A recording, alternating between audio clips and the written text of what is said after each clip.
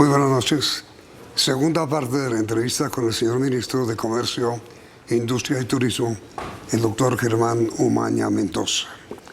Señor Ministro, lo interrumpí anoche cuando usted hablaba de las relaciones que habrá comerciales y cuando se restablezcan plenamente las diplomáticas con Venezuela. ¿Cuál es el plan finalmente con Venezuela? No, el plan con Venezuela, al contrario de lo que pasó en el anterior gobierno, es restablecer las relaciones diplomáticas, consulares, comerciales y tener una relación inevitablemente importante para Colombia, entre otras cosas porque lo que hay que favorecer sobre todo, eso hace los ciudadanos binacionales entre Táchira y norte de Santander, que han sufrido demasiado con este cierre de fronteras. Es que mire, mientras que la pobreza absoluta y la pobreza multidimensional es en Colombia, diga usted, un promedio de 20 o 30%, en Táchira y en norte de Santander es del 30 o el 40%, mientras que el ingreso per cápita es una suma en el centro del país o en Caracas, es la mitad en el norte de Santander. El desempleo es 5 puntos mayor que Bogotá. El subempleo es 25, 27 puntos mayor en norte de Santander. Tal vez lo más virtuoso, porque la integración empieza por las fronteras, es que se va a cerrar la brecha existente en materia social, no solo comercial, para la frontera de los ciudadanos binacionales de Colombia y de Venezuela. Y después se va a profundizar en lo que nunca debimos perder, que es la relación de integración económica entre nuestros dos países, con una claridad de que este gobierno, constitucionalmente respetándolo, no interviene en asuntos internos de otros países, ni permite la intervención interna de otros países en Colombia. Pero a ver, señor Ministro, usted acaba de mencionar con toda razón la situación tan difícil que vive no solamente Cúcuta, sino toda la zona fronteriza como consecuencia del cierre legal del comercio. Ante esa situación tan dramática que está viviendo ciudades como Cúcuta y regiones como Arauca y La Guajira, ¿por qué me dijo anoche que el restablecimiento del comercio demorará tanto? No demora el restablecimiento del comercio, lo que demora es el crecimiento del comercio, que es distinto, porque se van a restablecer los canales institucionales y legales, pero nosotros tenemos que contribuir a la recuperación de la economía venezolana. Es que usted tiene que entender que cuando cayó tanto el Producto Interno Bruto de la economía venezolana, pues cae su demanda total. Y la recuperación de Venezuela va a implicar un crecimiento paulatino de la demanda de Venezuela, pero también de la oferta productiva para las exportaciones que harán ellos hacia Colombia. Pero es indudable que con las negociaciones que están haciendo con los Estados Unidos, y si llegan a feliz término, pues es posible que no cambie el sistema político, pero el sistema económico sí está cambiando aceleradamente y se está recuperando Venezuela aceleradamente porque ellos siguen siendo muy ricos, aunque en la actualidad estén un poco pobres. Pero por ahora, señor Ministro, ¿seguirá la política comercial de pago anticipado? Mientras no se levanten las sanciones, no hay mecanismos, por ejemplo, como las cartas de crédito en el convenio de pagos de la LADI. Por ahora, sí, en general es pago anticipado o, como es entre privados, pues ya podrá haber acuerdos entre privados porque no es el gobierno el que otorga los dólares, sino son dólares que u otras divisas que se están moviendo libremente en Venezuela sin control de cambios. Ahora, señor Ministro, ¿cómo es ese asunto que anunció una de sus colegas en el gabinete, en el sentido de que Colombia en el futuro podría importar gas de Venezuela? Pues mire, cuando eran mejores amigos los gobiernos del presidente Uribe y el presidente Chávez y en algún momento con el presidente Santos, nosotros le exportamos gas a Venezuela. Sí. Hicimos acuerdos inclusive para un gasoducto en donde la capacidad infinita que existe por parte de Venezuela de producción de gas y de exportación de gas pues daba la posibilidad de hacer una complementación, especialmente con la costa atlántica, para producir, por ejemplo, fertilizantes que usted sabe que son componente de gas. Realmente nosotros tenemos la posibilidad en la transición energética de surtirnos con el gas que tenemos en las reservas por cerca de 8 años. Si no se explora más y no se encuentra más a partir de lo que tenemos en exploración, que creo que obviamente se va a encontrar más y esto se va a correr a unos 15 o 20 años mientras se produce la transición energética en el mundo, tendremos que completar con importaciones de gas, pero no necesariamente eso va a ocurrir.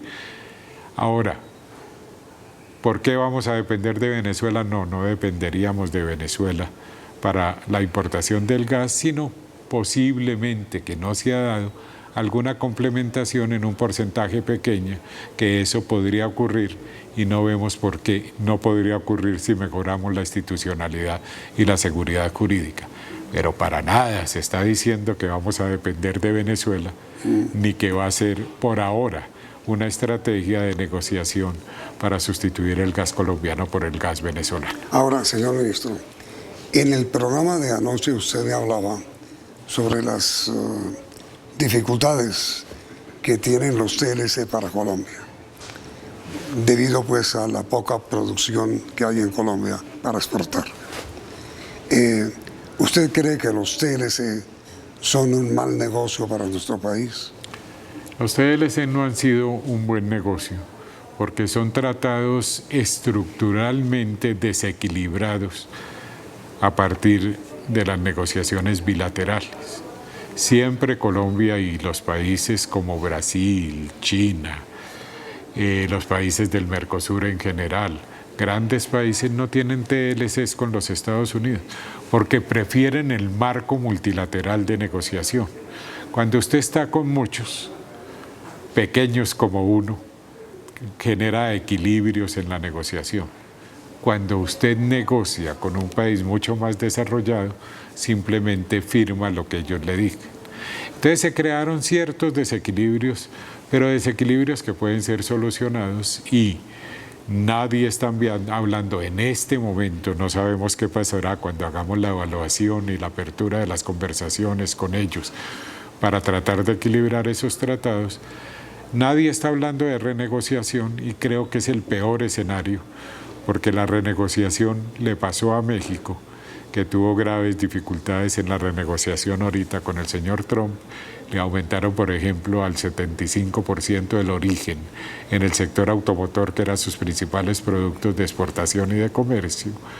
Y en general, pues lo que tenemos es que evaluar, estudiar juiciosamente, mirar cuáles son los problemas, proponer correcciones y creo que podremos llegar a correcciones que hagan más equilibrado, pero lo que yo le digo, tenemos que tener una política industrial para desarrollar la oferta con valor agregado, con incorporación de progreso técnico, con creación de pequeñas y medianas empresas, con calificación del empleo y con incorporación de valor agregado y progreso técnico, como le digo, en donde permitamos en ese tipo de negociación de inversión con el exterior traer, por ejemplo, toda nuestra inteligencia en ciencias básicas, químicos, físicos, matemáticos y en ingenierías que desafortunadamente por no haber generado oferta, nueva empresa, nueva producción, nuevo desarrollo de bienes y servicios, están en el exterior cuando tenemos grandes formaciones hechas habitualmente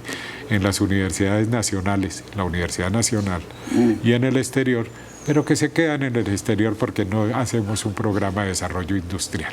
Tal vez lo principal es un programa como vamos a hacer de desarrollo productivo en bienes y servicios, negociando las inversiones para la creación de complementación de pequeñas y medianas empresas, para la transferencia de tecnología y para la generación de empleo calificado y por consiguiente no solo de oferta para el mercado interno, sino mejorar nuestra canasta de oferta para exportación y en ese momento sin necesidad de que digamos que absolutamente son malos o buenos los TLCs con México, con Unión Europea, si tenemos oferta exportable posiblemente nos conducirá a nuevos equilibrios. Pero a ver, señor ministro, con todo respeto, eso tiene sentido a largo plazo, mientras tenemos una producción necesaria para exportar y que tenga atractivo en el exterior. Pero a corto plazo, las ventajas que ofrece arancelariamente, sobre todo los TLC, le permiten a países como Estados Unidos y a los demás, y la Unión Europea, inundarnos. Nos inundan, pero nos inundan porque no tenemos oferta interna. Es lo que le estoy diciendo, ministro. Entonces, ¿nos inundarían ellos o nos inundaría cualquiera? ¿Sabe quién nos inunda más de productos? Los chinos. Sí. El país con el que no tenemos TLC. Es decir, la balanza comercial más deficitaria que tenemos nosotros es con China. Sí. Mucho más que los Estados Unidos, la Unión Europea y México juntos. Sí, pero es que eso es contrabando. Parte es contrabando, parte es productividad de la China. Parte inclusive son productos colombianos que se fabrican en China y que vuelven acá por la mano de obra, y no necesariamente todo es todo en contrabando. textiles, uno ve, Sí, se habla de las confecciones, que Made in hay Colombia. algunas características de eso, pero en general lo que usted me pregunta, no necesariamente lo más malo desde el punto de vista de resultados comerciales son los tratados de libre comercio, sino la balanza comercial con la China. Pero todo eso se produce porque nosotros acabamos con los sectores productivos colombianos y permitimos que la agricultura y la industria, que antes participaban con cerca de un 40% del Producto Interno Bruto sumadas, en este momento no llegan al 15-16%.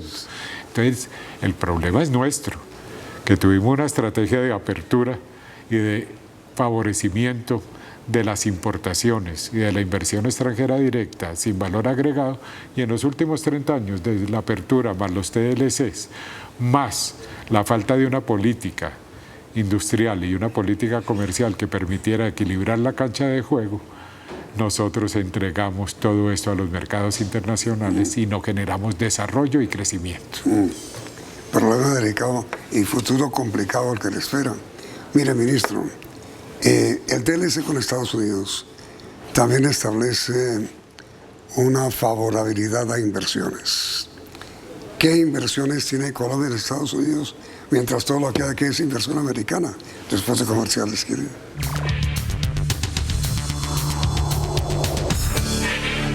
A ver, señor ministro, le preguntaba, ¿de qué manera los TLC, fundamentalmente el firmado con Estados Unidos, favorece las inversiones tanto nuestras allá como norteamericanas? Básicamente es que estos son tratados de protección de inversiones que dan una absoluta seguridad jurídica a los inversionistas extranjeros.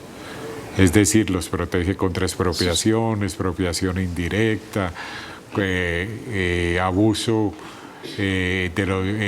menoscabo en los beneficios esperados, por ejemplo, en propiedad intelectual, sectores farmacéuticos, y hay sistemas claros de solución de controversia.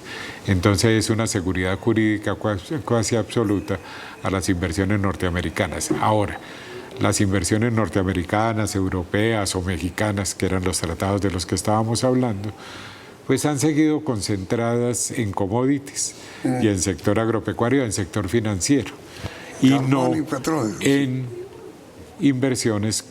Hay algunas, pero con valor agregado que impliquen una alianza para el desarrollo y el crecimiento del país, generando, como le dije, transferencia de tecnología, creación de pequeñas y medianas empresas para que se complementen con la inversión norteamericana y, por lo tanto, utilización de capital humano necesario para ese desarrollo. El problema, Yamida, está en que nosotros no hemos tenido una política de desarrollo productivo en los últimos 30 años. Entonces eso no es culpa de los norteamericanos, ni de los europeos, ni de los mexicanos, ni de los chinos, sino que adoptamos una política concentradora del ingreso, centralizadora del capital, que implicó el incremento de las brechas en la distribución del ingreso y el enriquecimiento de unos pocos y el empobrecimiento de unos muchos, y unas clases medias que son como el yoyo, que unas veces estamos abajo como clase pobre y otras veces nos sentimos nuevos ricos. Ahora, señor ministro, usted es ministro de Comercio, Industria y Turismo. ¿Qué debe esperar el comercio de su gestión? Bueno, el comercio de mi gestión tiene que esperar que vamos a equilibrar las reglas de juego, no proteccionismo, sino equilibrar las reglas de juego, es decir, que no haya un esquema perverso de protección a las importaciones y a las inversiones, sino que haya las mismas oportunidades y el equilibrio para nacionales colombianos y extranjeros. En este momento está totalmente desbalanceado. En favor de los extranjeros. En favor de los extranjeros, no es que haya proteccionismo, sino que hay que equilibrar las reglas de juego. Por ejemplo, evitar eso que usted mencionaba con China. Si es contrabando, hay que combatirlo. Si es lavado de activos, hay que combatirlo. Si hay problemas de origen de las mercancías y destino de las mercancías, hay que combatirlo, porque esas son las normas de control de la competencia desleal, y para eso está todo el tema antidumping y el tema de salvaguardias. En servicios, si queremos recuperar en educación y en salud, el hecho de que esos son derechos fundamentales, atados a los derechos humanos, que esos derechos fundamentales no pueden estar negociados como una mercancía. Entonces, la educación y la salud son temas fundamentales que tenemos que conversar, porque no pueden ser mercancías ni se pueden mercantilizar con tratados internacionales y protección absoluta a las inversiones en educación y salud. ¿Qué debe esperar la industria de usted, de su gestión? La industria tiene que esperar primero una política con ProColombia, con todos esos, de atracción de inversión extranjera directa, como ya le dije, con transferencia de tecnología, creación de pequeña y mediana empresa y utilización de capital humano calificado y retorno de colombianos. Y por otra parte, una política activa en materia industrial moderna, como es la de los Estados Unidos, para la promoción de los bienes y los servicios coherentes con los desarrollos que en el mundo se han hecho, por ejemplo, con todo lo que tiene que ver con la cuarta revolución informática, sí, con el desarrollo, por ejemplo, de todas las TIC y de toda la capacitación de la gente para que pueda participar en eso. Ahora, también sectores tradicionales, pues lo que puede esperar es que tendrán todo el apoyo normativo por parte del gobierno nacional, de los programas de promoción de exportaciones y de fortalecimiento de la creación de empresas, que son programas existentes, pero que se van a concentrar en la recuperación de sectores también tradicionales y la creación de sectores que correspondan a los nuevos desarrollos de la cuarta revolución industrial. ¿Y el turismo qué debe esperar de usted, señor ministro? Es que el turismo yo creo que es lo más interesante que está pasando. ¿Y por qué? Porque Colombia es la capital mundial de la vida. ¿Y qué quiere decir eso? Que tenemos agua, que tenemos todo para hacer, por ejemplo, economía circular, para hacer hidrógeno verde. Somos el país con muy bajas emisiones de carbono. Y eso es lo que en el futuro se va a negociar con los países desarrollados que son contaminantes y demás.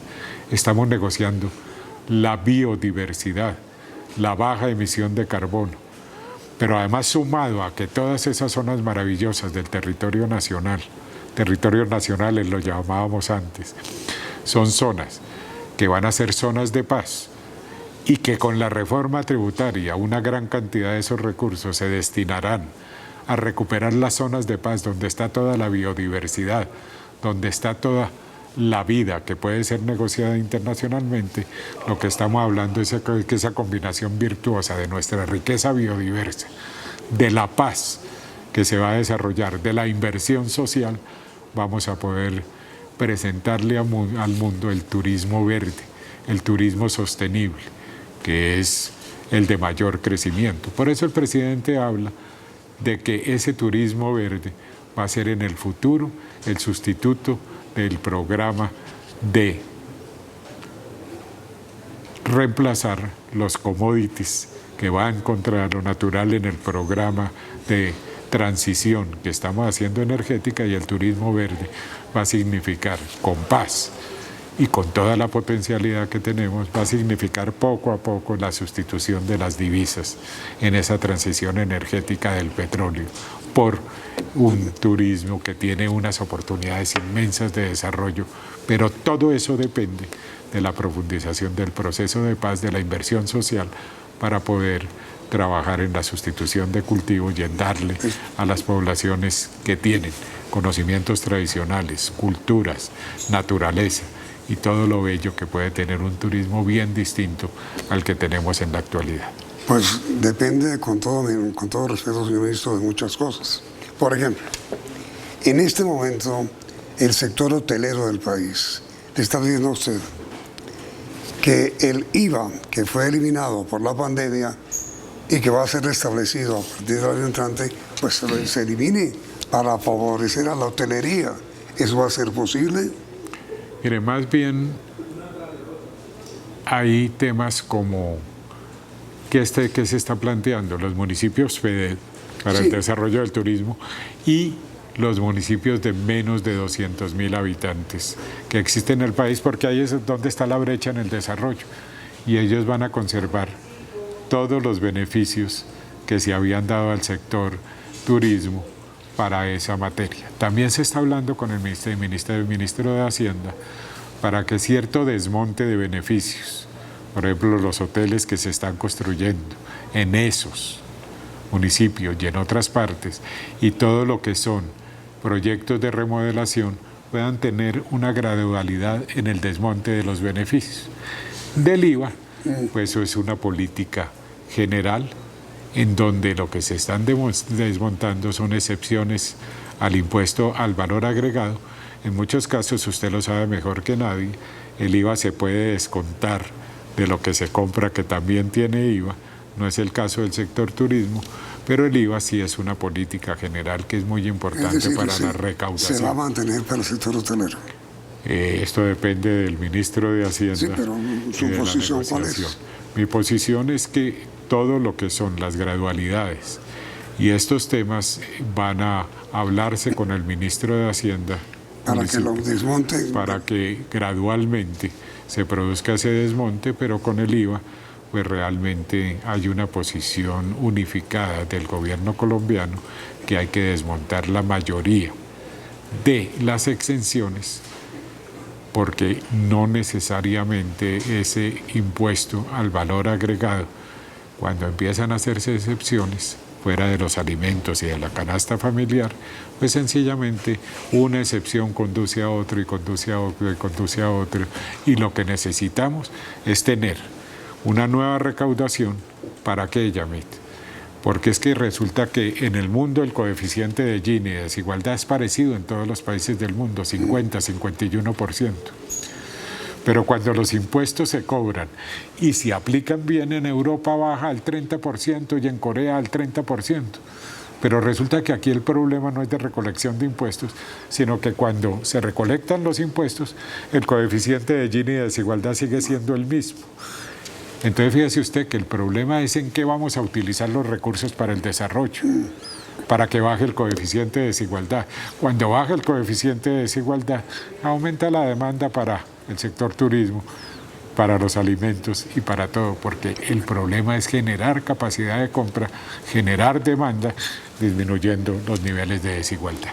Pero a ver, señor ministro, con respecto al turismo, el gran problema para aplicarlo es este. Usted necesita transporte, no hay carreteras. Para ir a Caño Cristales no hay carreteras. Necesita transporte aéreo, no hay aerolíneas. Para ir a La Guajira, pocas empresas aéreas. Necesita comunicación.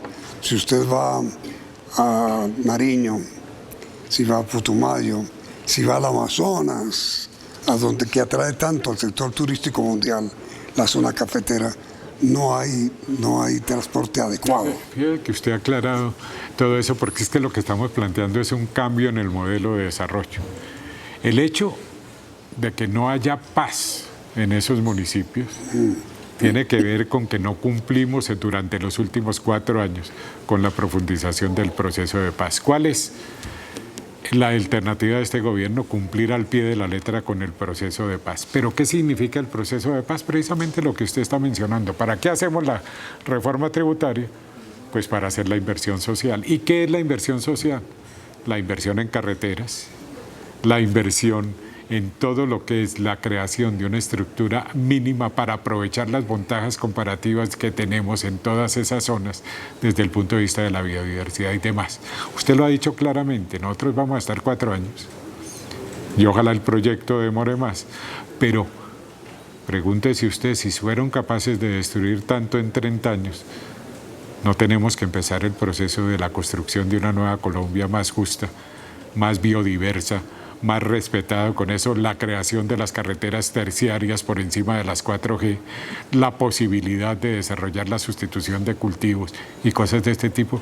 No, es que Roma no se hizo en un día y estamos en un proceso de generar desarrollo y por supuesto no se va a solucionar de un día para otro, pero estamos en el camino contrario al que hicimos durante los últimos 30 años y esperamos que este sea un proceso virtuoso y sostenible en el largo plazo.